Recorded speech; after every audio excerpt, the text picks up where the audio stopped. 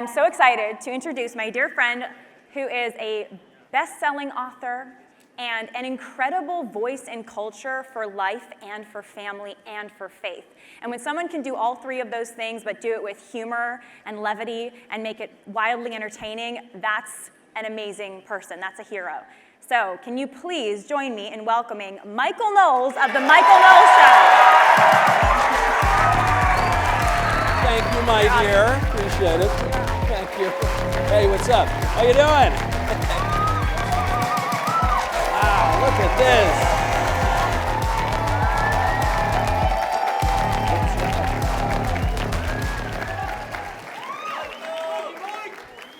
This is good stuff. Look how many of you there are. This is great, huh? Wow, all right. Oh, I love it. It is always a pleasure to be with Live Action. Truly always a pleasure to be here. I always try to make it out for Live Action. I can't say it is always a pleasure to be in Southern California. I lived here for some years. It's a nice weather, you know, but it's also Gomorrah by the sea, so you take the good with the bad. Last time I was in LA was a couple months ago. I was on the Jubilee podcast, Surrounded. Did you catch it? Oh, thank you. The show, for those of you who did not have the patience to make it through, was me surrounded by a couple dozen LGBT LMNOP activists. And I actually enjoyed the debates, but the Live Action Summit is a much more amiable crowd. My topic this afternoon would have fit quite well on the Jubilee show. The abortion industry, we know, peddles all sorts of lies. The lie that babies aren't babies, that murder can be justified, that infanticide constitutes health care, that licentiousness is liberty, that women have the right to do wrong, and on and on. But the lie that the abortion industry peddles, that I think is least refuted, is the lie that abortion is a women's issue. The lie that men don't have the right or even the ability to weigh in on it. But abortion is as much a men's issue as it is a women's issue. Now, I don't mean that in the merely rah-rah political rally kind of way. You know, I don't mean it just in the sense that we all have a responsibility to stop injustice. What I mean is even simpler. We know that abortion is as much a men's issue as a women's issue as a basic matter of human nature. In fact, it is the pro-abortion crowd's misunderstanding of this fact of human nature that permits them to support abortion in the first place. The pro-abortion crowd says that only women can come to conclusions on abortion. No uterus, no opinion, to quote the high philosophy of 90s sitcoms. That's what we heard. They say that because only women can become pregnant. Now, of course, today, you know, they'll sometimes contradict that opinion when they're talking about transgenderism, but they don't reconcile their various attempts at argumentation. But let's just focus on the abortion argument. The notion that men should not express an opinion about abortion because men don't experience pregnancy and therefore can't experience abortion directly. Even this narrow claim is not true. Reliable data are difficult to come by, but by all accounts, most abortionists are men. Some studies show that 3/4 of abortionists are men. Of course, roughly half of the babies who are aborted are male. So right off the bat, we see that many, if not most people involved in abortions are men. Even if it were true that abortion only involved women directly, so what? So what? Who cares? I'm not directly involved with the Denver Broncos. You know, I'm not directly involved with the pasteurization of milk or the war in Ukraine. I certainly can have an opinion about those things, can't you? We all form opinions about all sorts of things that we have little or no involvement with all the time. That is, in fact, one of the key attributes that makes us human. We have a rational nature. Like the lower animals, we're incarnate creatures. You know, we're not just spirits flitting through the ether. We got bodies and stuff. Like the lower animals, we have appetite and instinct. But unlike the lower animals, we possess intellect and will. So when I see a jar of cookies, for instance, I have an instinct which tells me to eat all of the food available to me whenever I see it.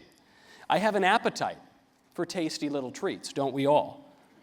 But I also have an intellect, which tells me that I'm getting kind of fat. Maybe my suit isn't fitting right. Or maybe that I don't want a tummy ache. Or these days, it would tell me that it's Lent and I shouldn't eat the cookie.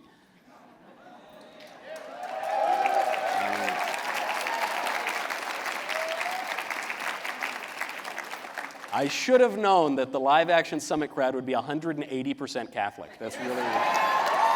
No, there's some... That's cool, that's cool.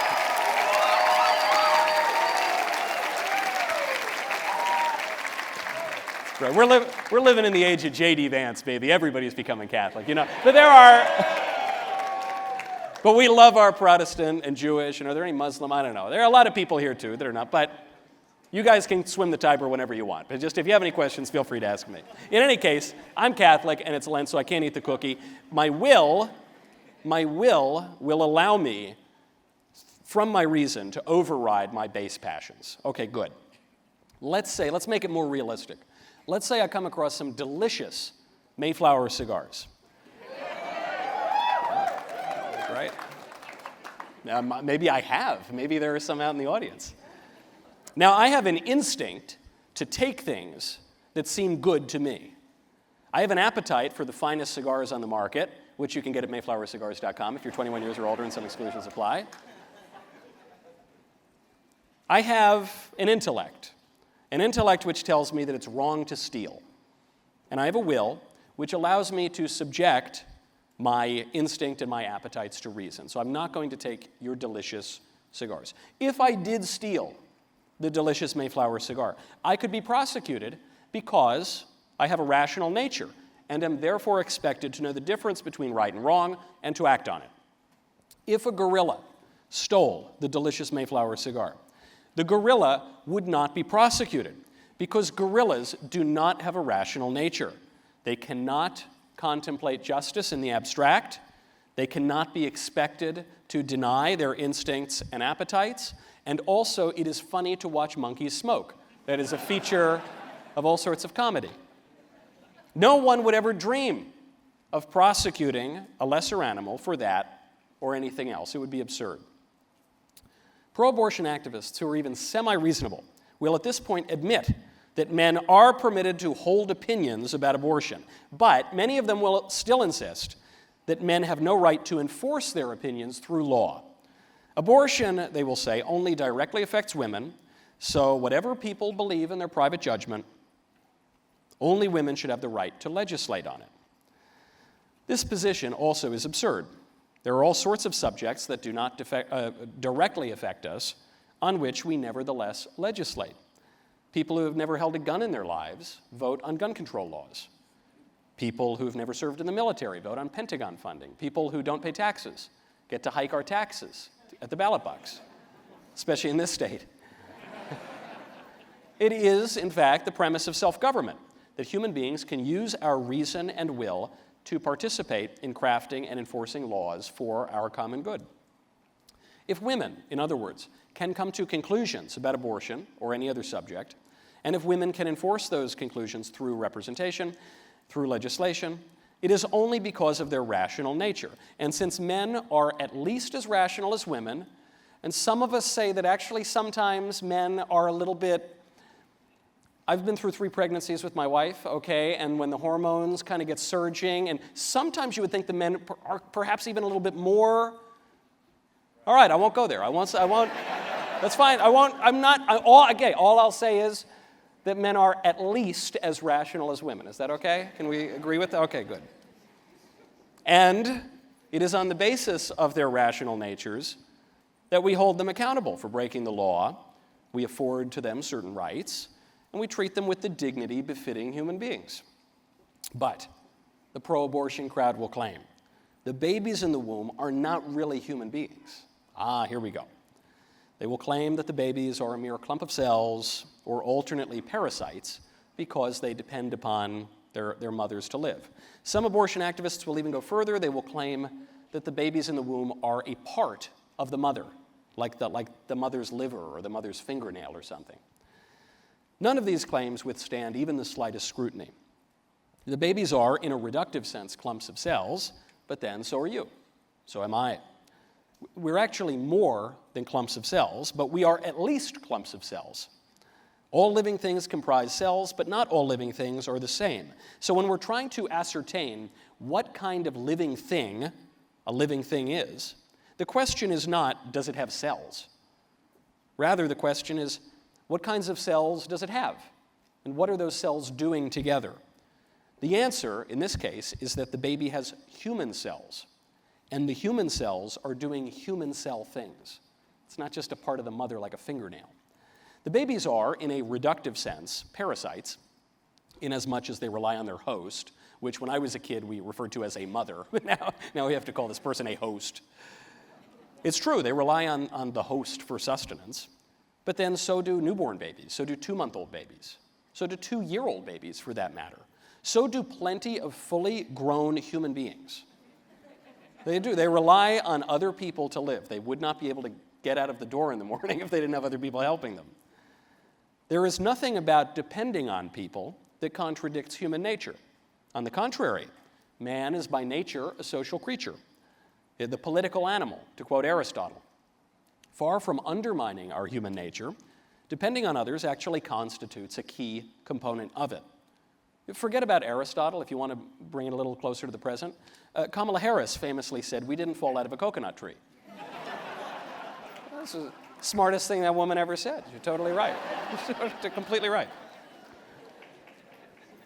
As for the claim that the baby is a mere part of the mother, like a liver or a hair follicle, we cannot test this one empirically. Virtually every cell in your body has the same DNA, with a few exceptions such as sperm and egg cells, which have half the DNA as the rest of our bodies. The cells that make up the baby have different DNA from the mother. They have 46 chromosomes, not 23 chromosomes like the gametes, so their DNA is human, but the DNA is different from the DNA of the mother. That means it's not just part of the mom. The cells in your body are ordered toward constituting your specific person. They are for perpetuating you as an individual. The cells in the body of the baby are ordered toward constituting a different person. Left to run their course, barring some external impediment, they will develop as a distinct human being develops. Okay, fine, the most reasonable pro-abortion activist will say. They will admit that the baby in the womb is a human. They will admit that he is distinct. They will admit that he's alive, but, they will say, he isn't a person yet. What is the difference between a mere human being and a person, you ask? Good question. It's not immediately clear. Because at this point in the conversation, the pro-abortion activist is really grasping at straws. But it seems that what the pro-abortion crowd means by this distinction is that the baby in the womb lacks the dignity and rights that attend to human beings. And they will defend this distinction in any number of ways, some of them cruder than others. For starters, the pro-abortion activist will point out that the baby in the womb is very small. This is true. When the baby is conceived, he is extremely small. And he remains pretty small for most of the pregnancy. I remember when my wife was pregnant with our first child, she informed me at week 10 that our son was the size of a kumquat. I did not know what a kumquat was. In fact, I still do not know what a kumquat is. But I have been informed it's very small. Still, who cares? What does that matter? Does a person's size determine his dignity and his rights? Is Barron Trump entitled to murder all of his father's enemies simply because he towers over them? That is a tempting proposition. That is making me reconsider the argument, maybe. But no, it is not ultimately convincing. The dignity and rights denoted by personhood do not exist on a sliding scale based on size. They don't depend on any accidental characteristic, such as height, weight, race, sex, nationality, or anything else. They derive from our human nature. The pro-abortion activist might at this point grant that physical stature does not justify murder, and he will probably grant that race, weight, sex, nationality don't justify murder either. But he has one last trick up his sleeve, one last rhetorical refuge, one last desperate attempt to justify abortion. He will use your own words against you. If the right to life derives from human nature, he will argue, and if human nature is distinguished by our rational nature, then the fact that babies in the womb cannot actually reason, they cannot actually talk or do algebra or write novels, that means that they lack a rational nature, therefore they lack a truly human nature, therefore they don't have a right to life, therefore abortion is perfectly acceptable. The pro-abortion crowd might not make this argument quite so succinctly, but that is what they're getting at every time they observe that babies in the womb are not conscious, or that they can't feel pain, which they actually can for much, if not most, of the pregnancy, but this is what they're trying to get at, that they're not self-aware, that they're not conscious as we understand consciousness. So whatever, ignore the science for a moment, let's just go with their argument.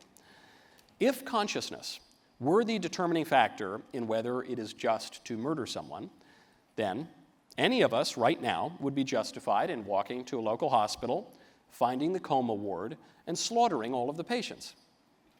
The doctors would not be happy. The family members of the patients would not be happy, but there would be nothing immoral about doing it, and, according to the abortion crowd's logic, there would be nothing illegal about it either. People with severe mental handicaps cannot recognize themselves. If they see a picture of themselves, they won't know that it's them. They lack self-consciousness. Does it therefore follow that we can murder mentally retarded people? I don't think so. Take the logic all the way. When you fall asleep, you lose consciousness. Are we entitled to murder people in their sleep? My wife considers it when I come back reeking of that Mayflower cigar smoke, doesn't she? I can picture her with the pillow right over my head, just thinking, is tonight the night, you know? Have we? No. She pulls back because she's a rational creature. No.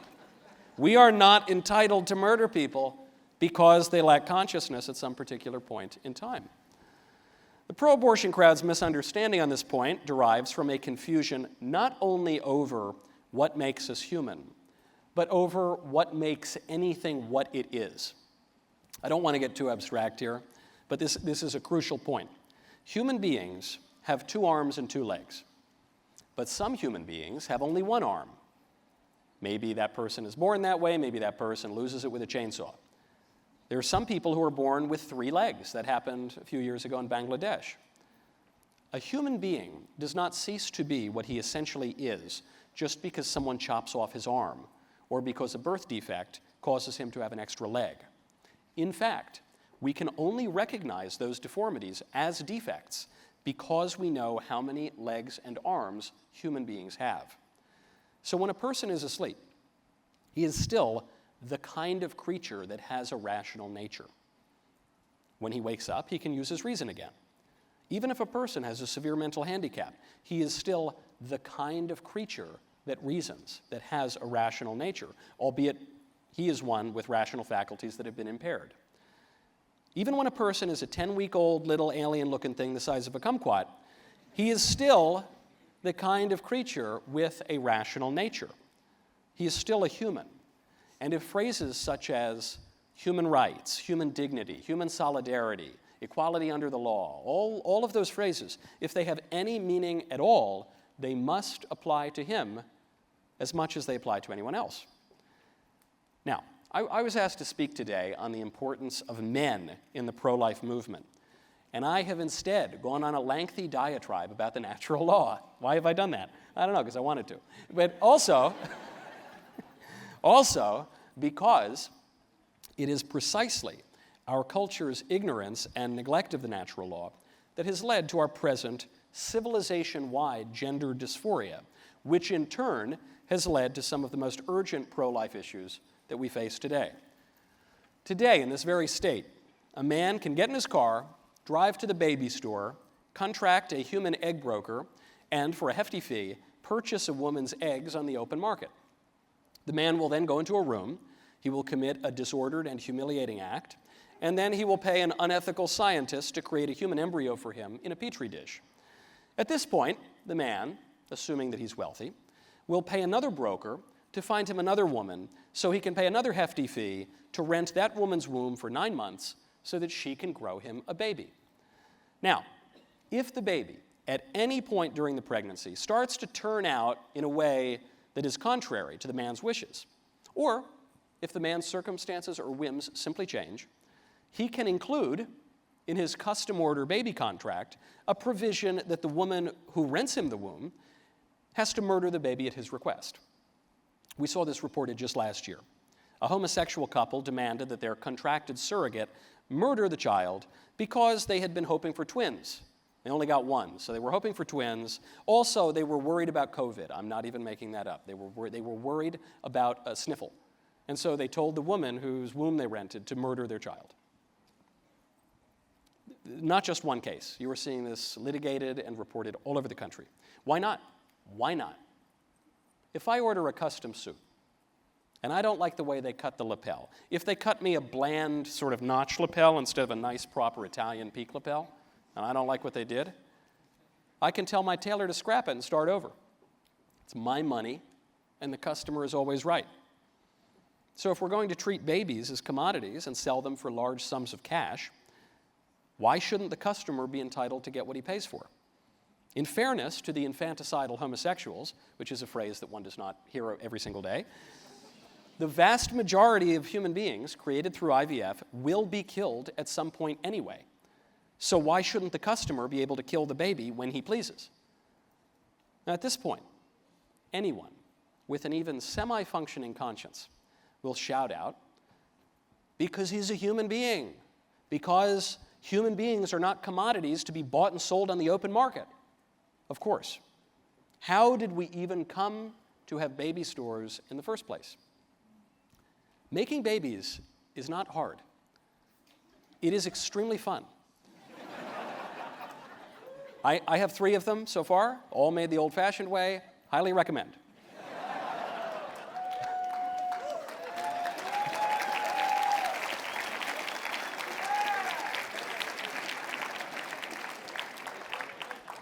If that particular thing can't get applause, nothing can, really, you know. But it's great, it's great. So, you have to ask yourself, why, of all the things that you're going to make artificial, why on earth would we have baby stores? How has IVF, how has surrogacy become a $25 billion a year industry? Well, in the case of the couple that I just mentioned, it's because 2 fellas can't produce a child. Those guys want to live in a way that is contrary to nature. And no one even really begrudges them that. And does anyone really, going to send the purity police? Probably not. The problem is that they want the fruit of living in accord with human nature. And as a result, they insist upon violating the rights and dignity of other human beings. The problem begins, in other words, because the men don't want to act like men and do the kinds of things that men do. The whole abortion movement ultimately stems from this gender dysphoria. Abortion began as a political movement when feminists rejected sexual complementarity in favor of sexual indiscernibility. That is to say, they no longer wanted men, but instead wanted to be men. In their dress, in their behavior, even in the way they approached sexual relations.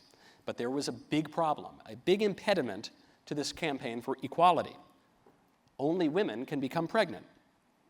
Men can have a one-night stand and walk away. Women cannot, unless they are given the right, so-called, to murder their children.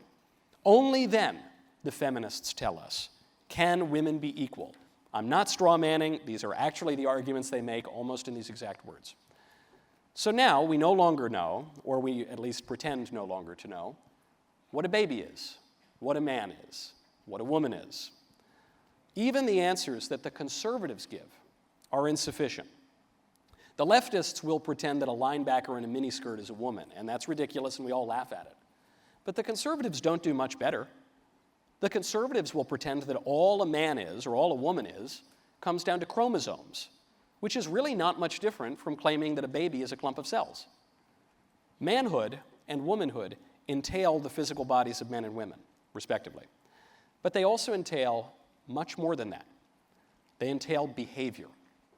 It's not enough for a man to have an Adam's apple. He also needs to act like a man. And if we want to defend the rights and dignity of all human beings, including the most vulnerable among us, then we have to understand fundamentally what makes us human, and we have to act on it.